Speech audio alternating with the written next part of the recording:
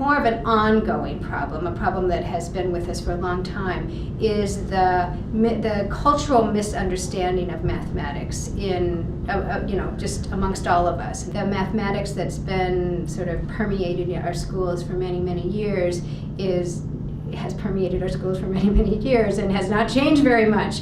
Although our society has changed, how we use knowledge has changed, what kind of tools we have available to us have changed, and our curriculum has not kept up. What we've been trying to do is take the math curriculum that's been used in the middle schools in Philadelphia and rewrite the units using local context, using situations in Philadelphia, using maps of Philadelphia, using the trolleys, using SEPTA as an example, using high school, the context of applying to high school as the context through which we teach them mathematics. Kids are more engaged. Kids are really excited about a lesson that has a map, that uses a map of their neighborhood. It gives them some hooks to hang on to.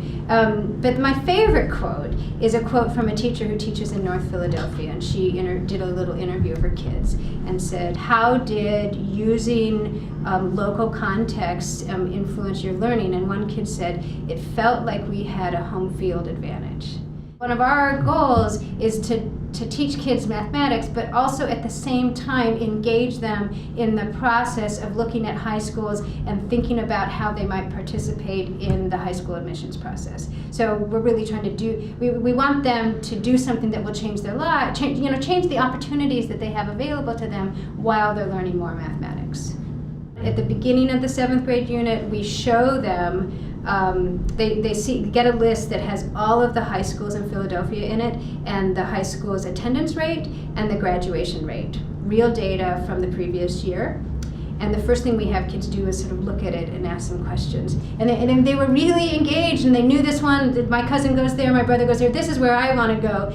The school counselor in every school takes kids to a high school fair where they learn about all these different high schools. And these kids were going up to the different booths and saying, what's your graduation rate? What's your attendance rate? They were starting to develop questions that they could ask. The people representing the different high schools were so impressed because these kids had questions that were beyond, how's your football team do?